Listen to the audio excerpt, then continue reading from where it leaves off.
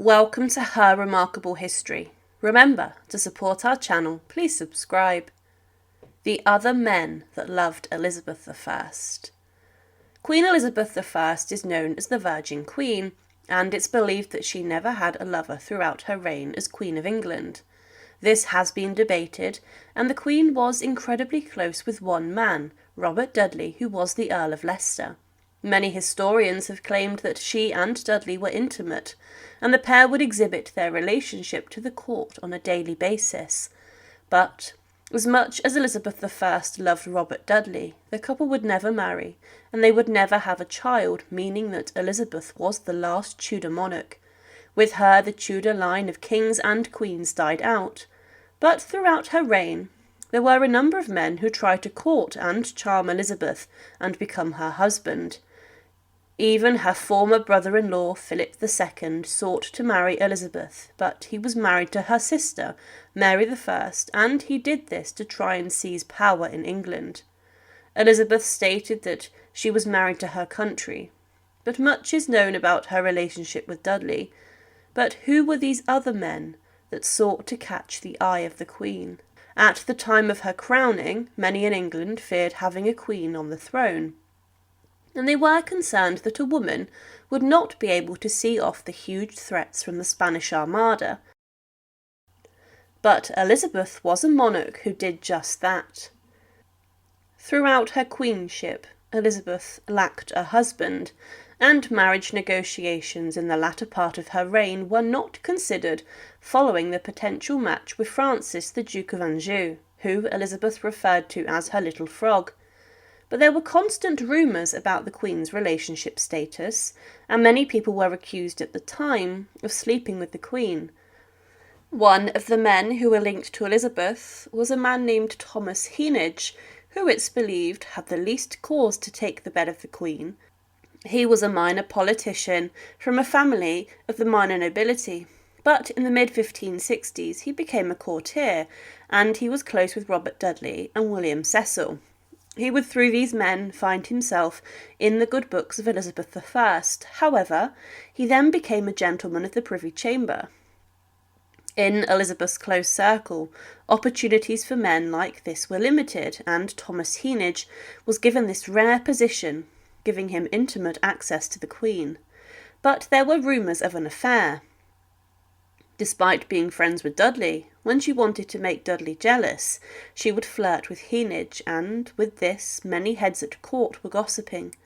Elizabeth openly flirted with him to make the true love of her life jealous, and when Dudley argued with him, Elizabeth only liked him more, but he was there to make Dudley jealous. And Heneage was married before he came to court, and he wasn't the most likely person to have an affair with the Queen, despite her flirtations.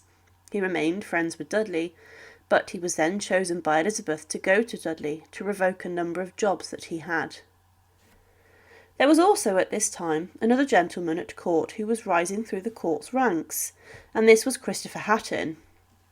He came to the Queen's attention when he was commended for his brilliant dancing at the court ball, and he had a close relationship with Elizabeth until he died. But according to a historian, it was said that a delighted Elizabeth could be forgiven for concluding that here was a man who really might die for the love of her. Hatton sent many letters to Elizabeth which were considered love letters, and Mary, Queen of Scots, even accused her of having an affair with Hatton. He may have been in love with the Queen, and he never married, and his letters to her were excessively romantic. He was a constant defender of Elizabeth, and he led prayers for her health and safety inside of the House of Commons. He was Elizabeth's spokesman for Mary, Queen of Scots, and he spent a huge amount of time with her at court. But then he managed to set to work building a huge amount of property and working as an architect, building brilliant houses across the country. One letter Hatton said to Elizabeth, "No death, no not hell, shall ever win me of my consent so far to wrong myself again, as be absent from you one day. I lack that I live by, the more I find this lack, the further I go from you. To serve you is heaven, but to lack you is more than hell's torment. Would God I were with you but for 1 hour, my wits are overwrought with thoughts. I find myself amazed. Bear with me, my most dear, sweet lady. Passion overcometh me. I can write no more. Love me, for I love you. Live for ever. However, even when he was in his dying moments, Elizabeth I visited Christopher Hatton. Another man who is also known to have flirted with the Queen a lot was Sir Walter Raleigh. He became infamous for his explorations. He's known also for laying his cloak across a puddle so that Elizabeth did not get her feet wet, and her relationship with Raleigh has been the subject of films. But Raleigh did not come to the Queen's attention through the normal routes of court life. He instead attracted her attention through his actions for the realm. He rose from being a commoner to the royal circles, and he came to her attention in the 1580s when he came back from America. Raleigh was known to have been rather handsome, and he flaunted his looks, and he wore the Queen's colours and her favourite jewels to appeal to the Queen. He was then given a number of positions at court, including being made the captain of the Queen's Guard. Raleigh was then granted access to the Queen's private chambers, and he was allowed to be with her when she wasn't heavily wearing makeup, showing how close the pair really were. There were also rumours that the pair were lovers, and Raleigh was devoted to the Queen, and she was enamoured with him. But then he began an affair with her friend and lady, Bess Throckmorton. When Bess fell pregnant, the pair married in secret, and when Elizabeth found out, she was furious. She sent Raleigh to the Tower of London, and Bess would never come back to court, being banished forever. Elizabeth kept a close watch on her women, and she was outraged that the information got past her. Following Raleigh's downfall, there would be another young man who would enter the fray of Elizabeth's affections.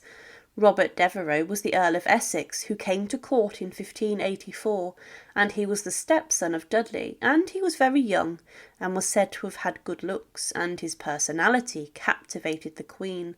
He was a replacement in her affections for Dudley, and he was then appointed the Master of the Horse. He, however, wasn't the best suited to these jobs, and he took them from the Queen's favour. However, he didn't always respect Elizabeth. One time he argued with her and the Queen slapped Devereux, and then he drew his sword on her, which caused chaos. But he was then restored to favour, and despite the 35-year age gap, nearly, there were rumours that the pair were lovers. They would stay up all night and would play cards and would read poetry together. But Devereux would go too far, and would be involved in a rebellion that resulted in his execution by axe on Tower Hill after being found guilty of treason. However, it was suggested that Devereux was not fully aware that courtly love was a game to Elizabeth, and he believed that she loved him, and he believed he might become the king. But we don't know necessarily if the Queen took to the bed of these men, and even Devereux. But one thing that counts against it is the fact Raleigh and Essex were both married in the early years, meaning that if they engaged in a physical relationship with the Queen, and if they did, it would have been adultery at the highest level, which would have been shocking. Also, Devereux himself had no shame in regards with the Queen, and he would burst into her quarters while she was not ready.